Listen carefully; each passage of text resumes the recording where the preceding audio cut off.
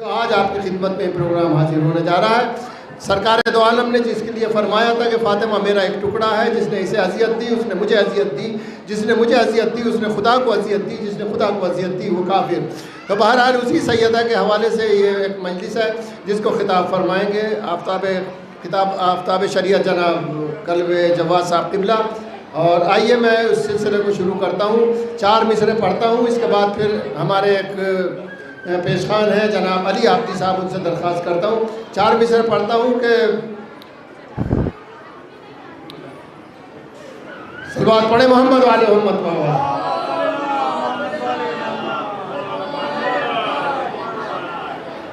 ذکر علی سے بغض و حسد جن دلوں میں ہے، دھڑکن ہر ایک دل کی بہت مشکلوں میں ہے، جو گھر چلانے والے کی کرتا ہے پیروی وہ شخص بھی تو فاطمہ کے قاتلوں میں ہے۔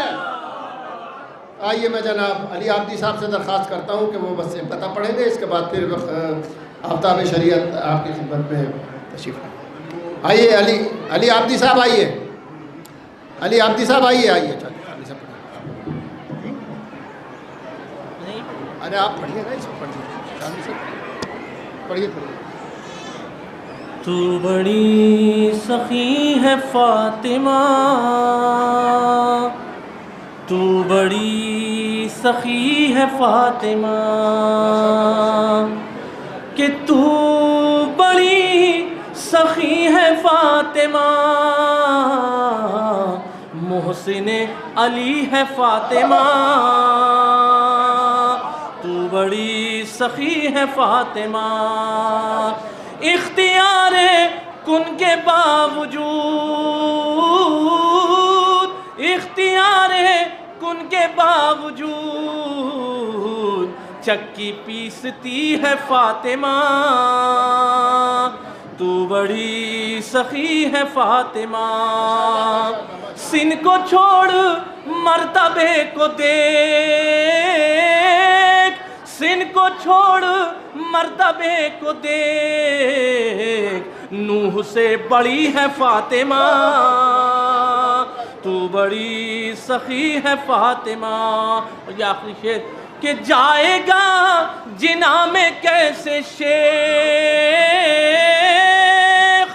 جائے گا جناح میں کیسے شیخ، در پہ ہی کھڑی ہے فاطمہ،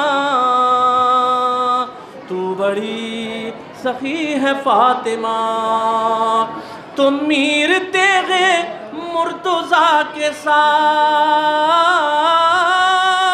میر تیغ مرتضیٰ کے ساتھ عرش پر پلی ہے فاطمہ،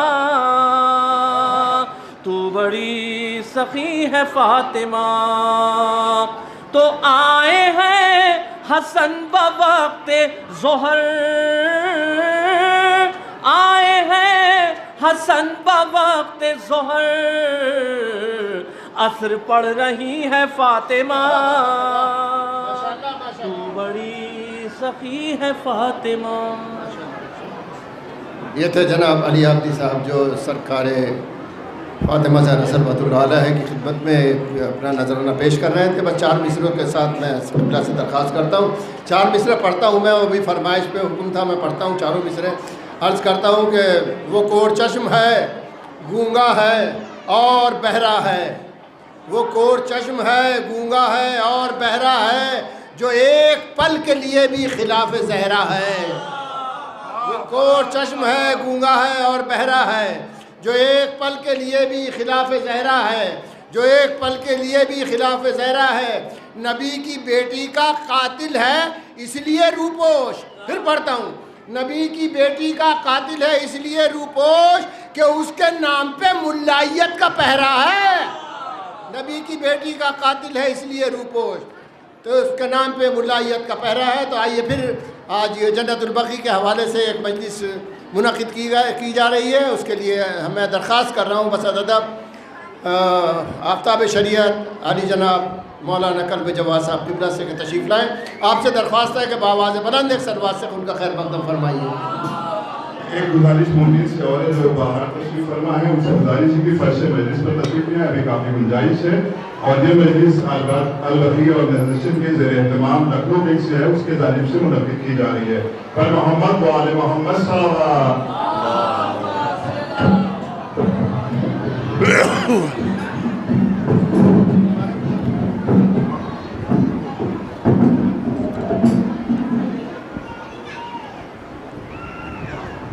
فاتحہ۔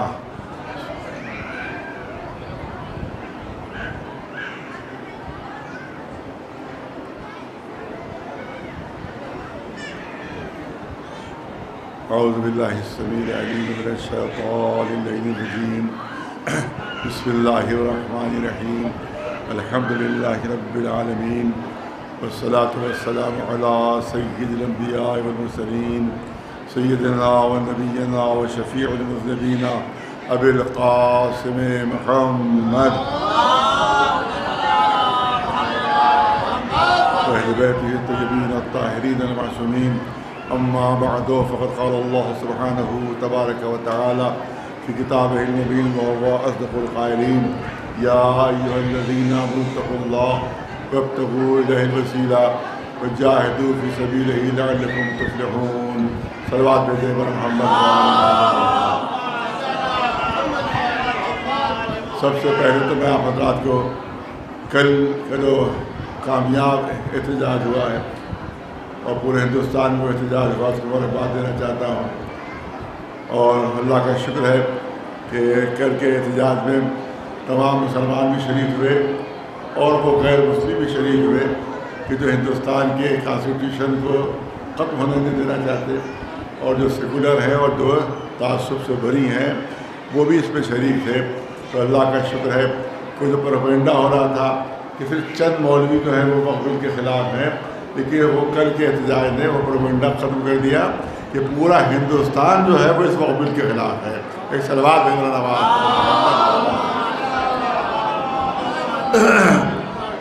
آج کی جو مجلس منعقد ہو رہی ہے وہ انہدام جنت البقیع کے سلسلے میں منعقد ہو رہی ہے۔ آپ کو معلوم ہے تقریباً 100 سال پہلے وہابی ملاؤں کے فتوے کی وجہ سے وہاں سعودی عرب کے جو وہاں حکمراں تھے، جو پہلے ڈاکو تھے، وہ پہلے حج کے قافلوں کو لوٹا کرتے تھے، اور بعد میں برطانیہ سے ان کا معاہدہ ہو گیا اور ان کو حکومت مل گئی، تو وہ ڈاکو پہلے بھی تھے اور ڈاکو وہ آج بھی ہیں۔ ان کے پیشے میں کوئی فرق نہیں آیا، پہلے مال لوٹتے تھے، اب مذہب کے ڈاکو ہیں، اب شریعت کے ڈاکو ہیں۔ ایک سلوات میں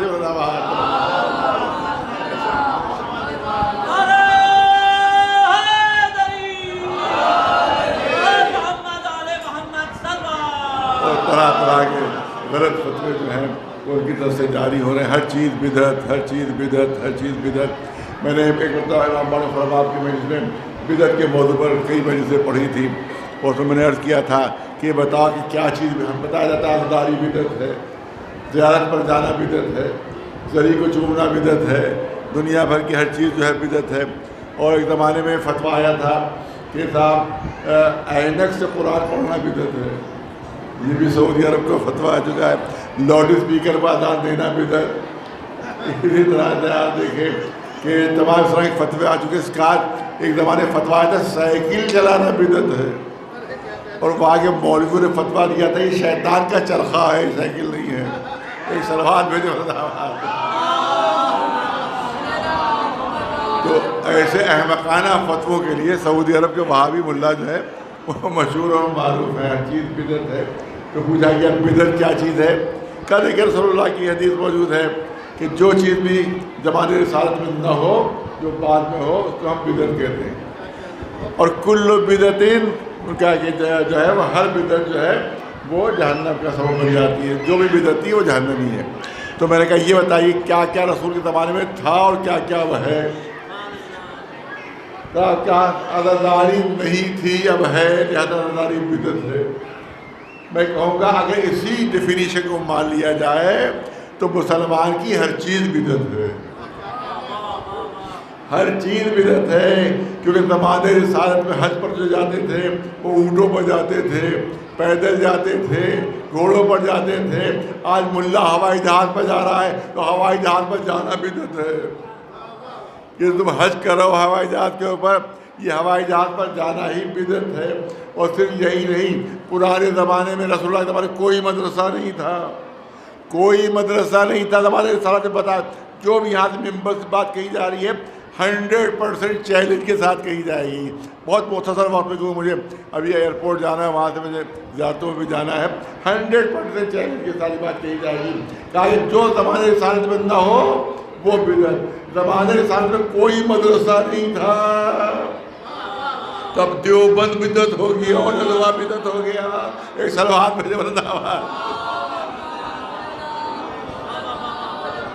بدعت چہلے سے بات ہو رہی. زمانے رسالت میں کوئی مدرسہ تھا، اب دیوبند بھی بدعت ہو گیا اور ندوہ بھی بدعت ہو گیا.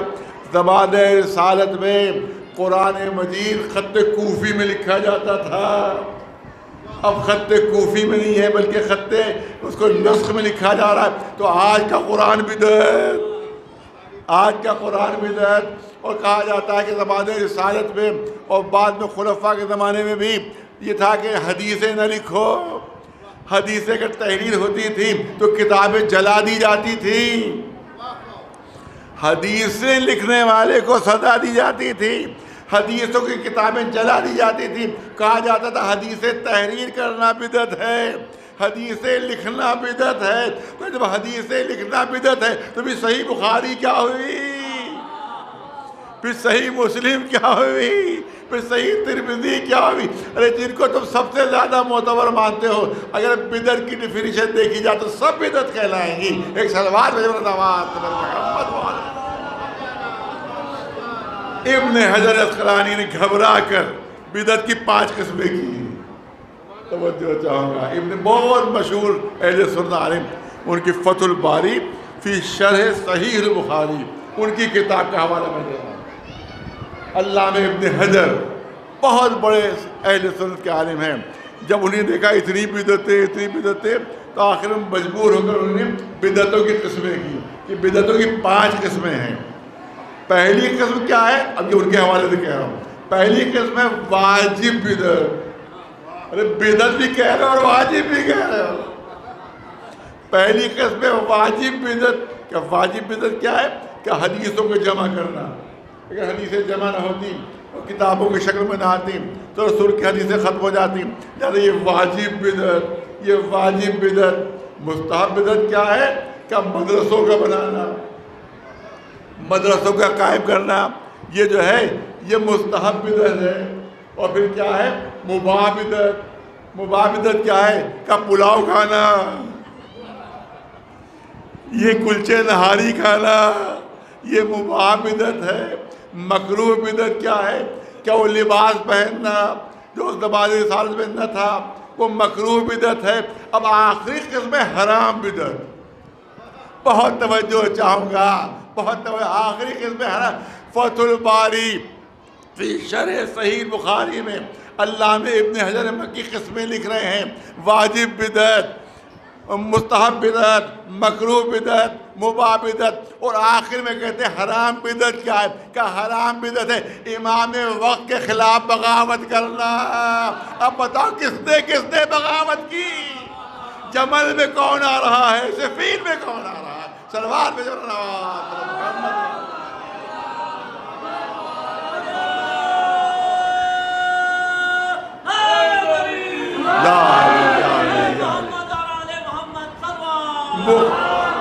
بات مختصر ہوگی مگر محکم و مستحکم دلیلوں کے ساتھ بات ہوگی. یہ تمام چیزیں بدعت.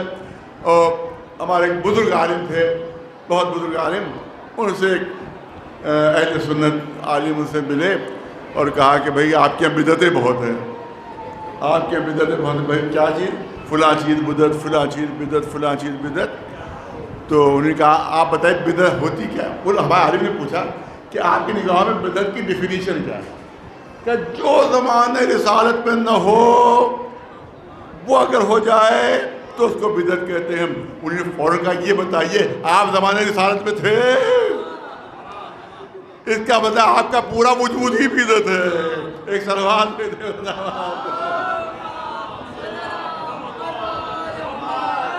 تو اس طرح سے یہ خرافات پھیلائی جاتی ہے مذہب کے نام پر، شریعت کے نام پر، دین کے نام کے اوپر. وہاں جب جائیں گے تو وہاں پر متوفے موجود ہوں گے، ہاتھ میں کوڑے لیے ہوئے، کسی نے زری کو چوبا، ایک کوڑا اس کو رسید کیا. زری کا طواف نہ ہو، بیچ میں دیوار بنا دی گئی. میں تو 5 مرتبہ حاضری دے چکا ہوں. اب تو پیروں کی تکلیف کی وجہ سے کوئی وجہ سے اب حاضری نہیں ہو پاتی، لیکن بلکہ اب تو حاضری دوں گا تو میرا بھی حج وہی ہوگا جو ترکی میں خشخشی کا ہوا تھا. واپس نہیں آ سکتا وہاں سے پھر. تو 5 مرتبہ حاضری دی. تو بیچ میں دیوار، اب دیوار کہا کہ کوئی طواف نہ کر سکے، کا شرک ہے یہ. رسول دیکھیں میں نے کہا دلیلیں ہونا چاہیے. لفاظی سے کوئی فائدہ نہیں ہوتا. لفاظی جو ہوتی ہے ہوا میں اڑ جاتی ہے، دلیلیں دلوں میں بیٹھ جاتی ہیں. لہٰذا کوشش یہ ہے کہ دلیل کے ساتھ بات کی جائے. کہا کہ شرک ہے، رسول اللہ کے ذریعے کا طواف کرنا شرک ہے، رسول اللہ کی ذریعے کا بوسہ لینا شرک ہے. اچھا شرک کی کیا معنی ہے بتائیے؟ کہا جو صفتیں اللہ کے ساتھ مخصوص ہیں اگر کسی مخلوق میں ہم فرض کریں تو وہ شرک ہو جائے. جو صفات، جو کمالات اللہ کے لیے مخصوص ہیں، یہ دیکھیے شرک کی ڈیفینیشن ہے، یہ شرک کی تعریف، کہ جو صفتیں، جو کمالات اللہ کے ساتھ مخصوص ہیں ہم کسی مخلوق میں اگر مانیں تو وہ ہو جائے گا شرک. مثلا وہ ہے راز، بہت توجہ ہے بچوں جوانوں میں، وہ ہے رازق حقیقی. اگر ہم کسی کو رازق حقیقی مانیں تو یہ شرک ہو جائے گا. وہ ہے خالق حقیقی، اگر ہم کسی کو خالق حقیقی مانیں تو وہ شرک ہو جائے گا. وہ ہے رب الارباب، اب ہم کسی کو رب الارباب مانیں تو یہ شرک ہو جائے گا، کیونکہ اللہ کی صفت میں آپ کسی کو شریک کر رہے ہیں. تو یہ ہوا شرک. بہت توجہ رہے، بہت توجہ. یہ ہوا شرک. اور اللہ کی صفت کیا ہے؟ لامحدود ہونا. اللہ کی صفت کیا؟ لامحدود ہونا. اگر کسی مخلوق میں ہم یہی صفت مانیں تو یہ شرک ہو جائے گا. اللہ کی صفت ہے جسم و جسمانیات سے پاک ہونا. جسم و جسمانیت اللہ میں نہیں پائی جاتی ہے.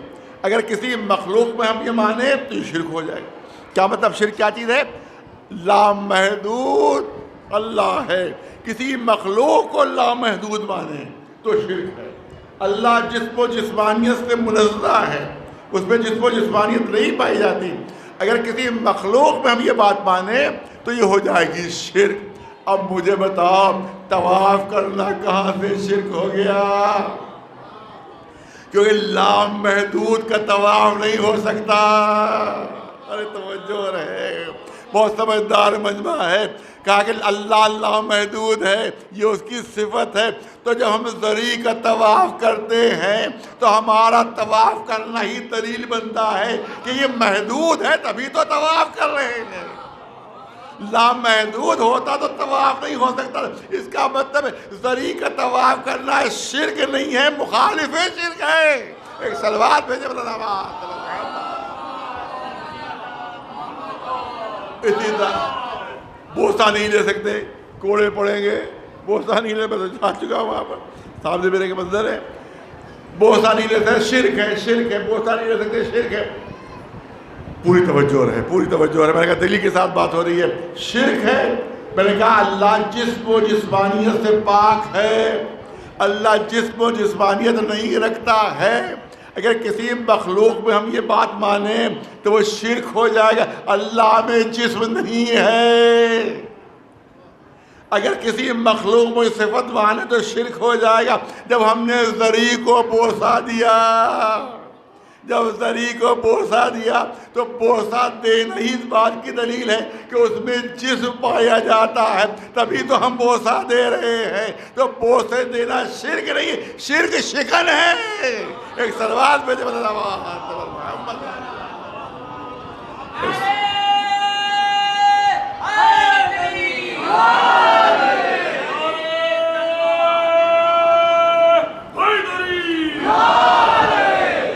اب آیت کے ربے کے لیے 2 جملے کہ اعلان ہو رہا ہے. دیکھو اگر اللہ کی معرفت حاصل کرنا ہے تو وسیلہ تلاش کرو. کیا وسیلہ بدعت، وسیلہ بدعت ہے، وسیلہ بدعت ہے، وسیلہ شرک ہے. میں کہہ رہا ہوں اللہ وسیلہ ڈھونڈنے کا حکم دے رہا ہے. شرک کیا جی؟ ارے اپنی مرضی سے وسیلہ بنانا شرک ہے، اللہ کے بنائے ہو کو ماننا شرک نہیں، عین عبادت ہے۔ ایک سلوات میں اس کی دلیل کیا ہے؟ دلیل کیا ہے؟ میں کہتا ہے کم وقت ہے کہ تفصیلی ہو پا رہی۔ دلیل یہ ہے کہ قرآن کہہ رہا ہے وسیلہ ڈھونڈو، وسیلہ تلاش کرو، یہ نہیں کہا بنا لو، یہ نہیں کہا منتخب کر لو، یہ نہیں کہا چن لو، بلکہ وسیلہ ڈھونڈو۔ ڈھونڈی وہ چیز جاتی ہے جو پہلے سے موجود ہوتی ہے۔ اس کا مطلب ہے کہ اللہ کے بنائے وسیلے پہلے سے موجود ہیں، ہمیں معرفت حاصل کر کے ان کے دامن سے وابستہ ہونا ہے۔ صلوات بھیجے بس بات کو میں مکمل کرنا چاہتا ہوں، پوری توجہ چاہوں گا آپ حضرات کی۔ دیکھیے کیا چیز ہے، ذات کو ماننا اور ذات کی بات کو ماننا۔ بس میں بات کو محدود کر رہا ہوں، ذات کو ماننا اور ذات کی بات کو ماننا۔ شیطان کا کیا خطا ہے، کیا قصور تھا؟ اللہ کو نہیں مانتا تھا وہ، اللہ کو تو مانتا تھا، وحدانیت کا بالکل قائل تھا۔ اس کا جرم یہ تھا ذات کو مان رہا تھا، ذات کی بات کو نہیں مان رہا تھا۔ بس جملے میں چند جملے اس کے آپ کی زحمت خرد، ذات کو مانتا تھا، ذات کی بات کو نہیں مان رہا تھا۔ پالنے والے تجھے مان رہا ہوں مگر میں آدم کو سجدہ نہیں کروں گا۔ اس کا مطلب ذات کو مان رہا تھا، ذات کی بات کو نہیں مان رہا تھا۔ اس وقت تک مکمل مسلمان نہیں ہو سکتا، اس وقت تک مکمل مومن نہیں ہو سکتا جب تک ذات کے ساتھ ساتھ ذات کی بات کو بھی نہ مانے۔ توجہ رہے، 2-3 مثالیں جلدی جلدی۔ لا الہ الا اللہ کہنا ذات کو ماننا ہے۔ جب اس نے کہا نماز پڑھو تو نماز پڑھنا ذات کی بات کا ماننا ہے۔ لا الہ الا اللہ کہنا ذات کو ماننا ہے۔ جب اس نے کہا روزہ رکھو تو روزہ رکھنا ذات کی بات کو ماننا ہے۔ لا الہ الا اللہ کہنا ذات کو ماننا ہے۔ جب اس نے کہا کہ محبت اہل بیت اجر رسالت ہے تو اللہ کی اس بات کو ماننا، ذات کی بات کو ماننا ہے۔ جب اس نے کہا کہ میری معرفت کے لیے وسیلہ ڈھونڈو تو لا الہ الا اللہ کہنا ذات کو ماننا ہے، اور محمد و آل محمد کو وسیلہ بنانا یہ ذات کی بات کو ماننا ہے۔ پوری توجہ رہے، اس وقت تک مسلمان نہیں ہو سکتا جب تک ذات کے ساتھ ساتھ ذات کی بات کو نہ مان لے۔ ارے محمد رسول اللہ کہنا ذات کو ماننا ہے۔ جب رسول نے کہہ دیا جیسی میں نماز پڑھ رہا ہوں ویسی نماز پڑھو تو ذات کی بات کو ماننا ہے۔ محمد رسول اللہ کہنا ذات کو ماننا ہے۔ جیسے میں حج کر رہا ہوں ویسے حج کرو، یہ ذات کی بات کو ماننا ہے۔ ارے محمد رسول اللہ کہنا ذات کو ماننا ہے۔ لیکن جس طرح سے وہ جہاد کر رہے میدان جہاد میں قدم جمانا یہ ذات کی بات کو ماننا ہے۔ اس وقت تک مسلمان نہیں ہو سکتا جب تک ذات کے ساتھ ساتھ ذات کی بات کبھی نہیں مانے۔ اسی لیے محمد رسول اللہ کہنا ذات کو ماننا ہے۔ اور جب میدان غدیر میں وہ علی کو ہاتھوں پر بلند کر کے اعلان کرے من کنت مولا ہو وہذا علی مولا، تو علی کی مولا مان لینا یہ ذات کی بات کو ماننا۔ صلوات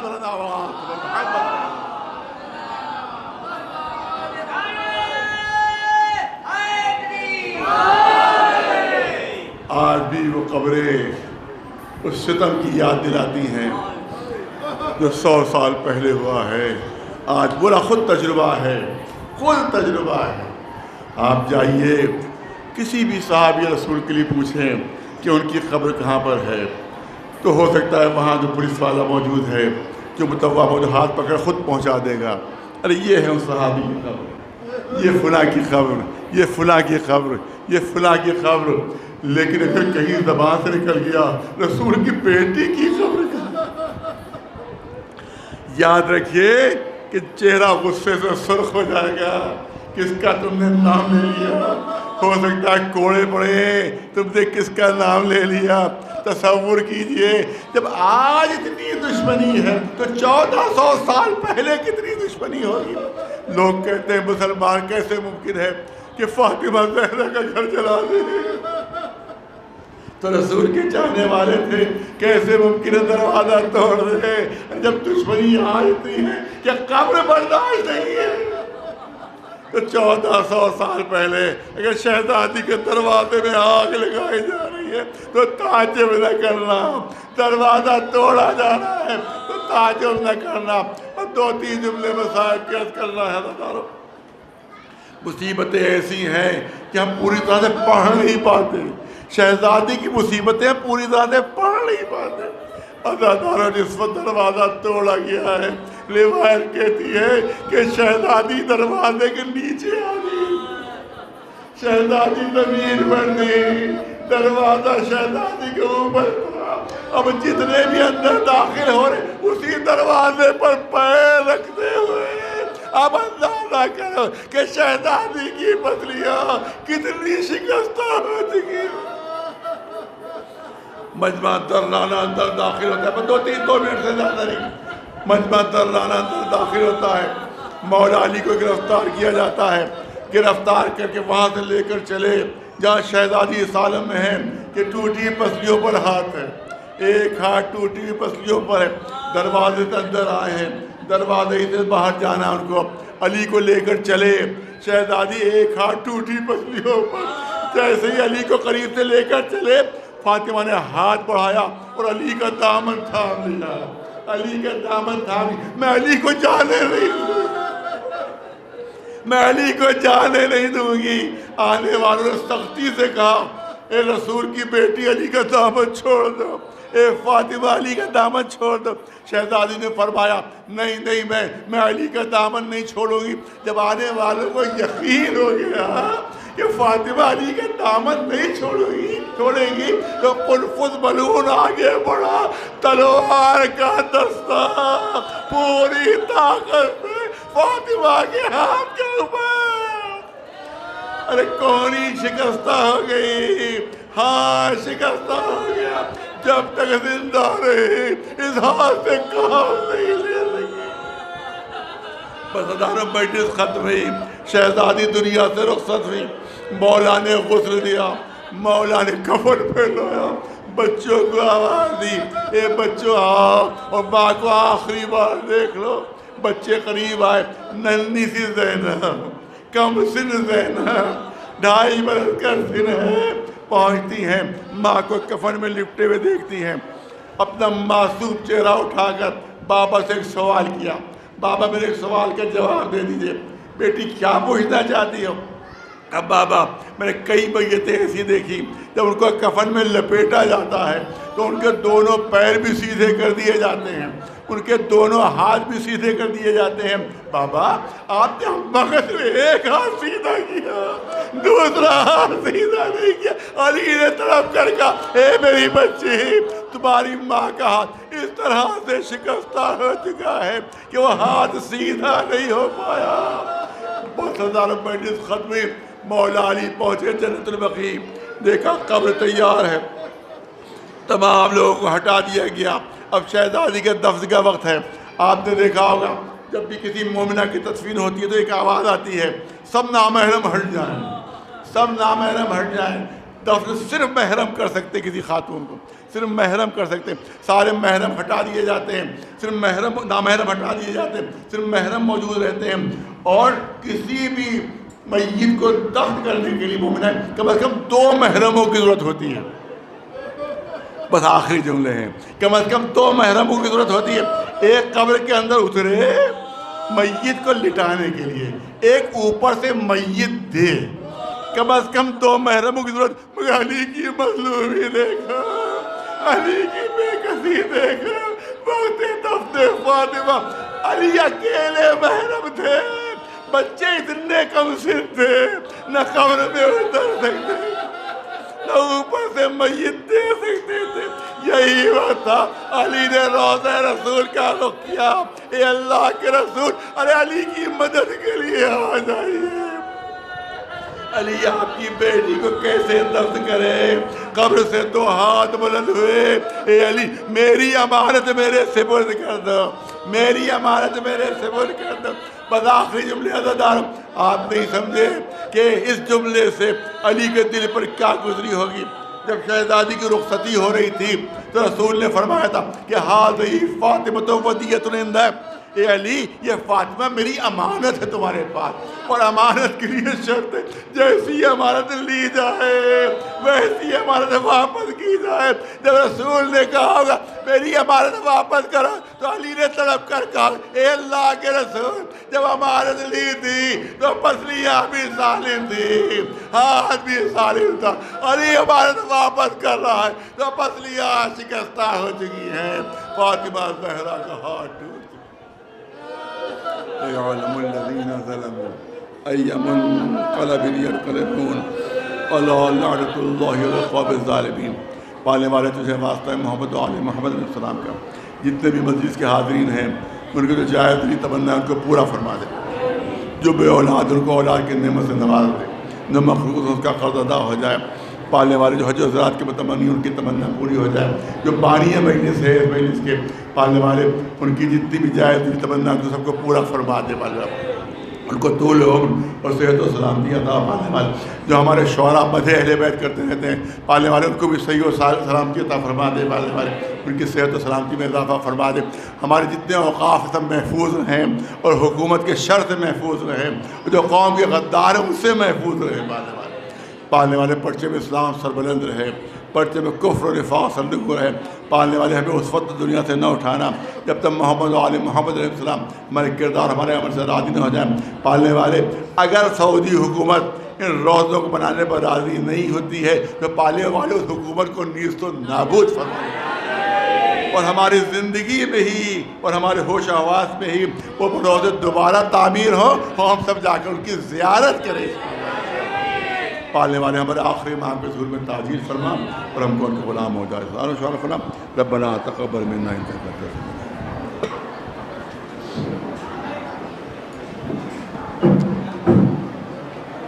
حضرات یہ مجلس جو تھی جنت البقیع کے انہدام کے سلسلے میں مجلس ہوئی تھی، اور آپ سب کو معلوم ہے کہ اس جنت البقیع میں شہزادی کے حوالے شہزادی کے علاوہ امام حسن، امام حسین العابدین، امام محمد باقر اور کتنے معصومین وہاں دفن ہیں جن کو سعودی حکومت نے نیست و نابود کر دیا تھا، ان کو منہدم کر دیا تھا۔ بس یہ بہترین مجلس ہوئی ہے تمام۔ پروردگار تجھے واسطہ محمد و آل محمد کا کہ ان شہزادی کی قبروں کو دوبارہ سے تعمیر کرنے کی اجازت دے اور یہ نیست و نابود کرے پروردگار ان لوگوں کو جنہوں نے ان قبروں کو منہدم کیا تھا، اور پروردگار انہیں توفیق دے جو اس کے بنانے میں اور اس کے بنوانے میں مسلسل کوشش کر رہے ہیں اور پوری دنیا میں یہ احتجاج کر رہے ہیں کہ جنت البقیع کو دوبارہ سے بنوایا جائے۔ پروردگار تجھے واسطہ محمد و آل محمد کا، اور خاص طور سے میرے غازی عباس کا جس کی درگاہ میں آپ لوگ یہاں کھڑے ہوئے ہیں، ان کا واسطہ پروردگار کہ جلد سے جلد امام زمانہ کا ظہور ہو اور آ کے وہ قبر کی تعمیر کریں اور تمام ہم لوگ جو ہیں اس میں ان کے غلاموں میں شامل ہوں اور ان کی اس قبر کی تعمیر میں حصہ لیں۔ ربنا تقبل منا انک انت السمیع العلیم۔ بسم اللہ۔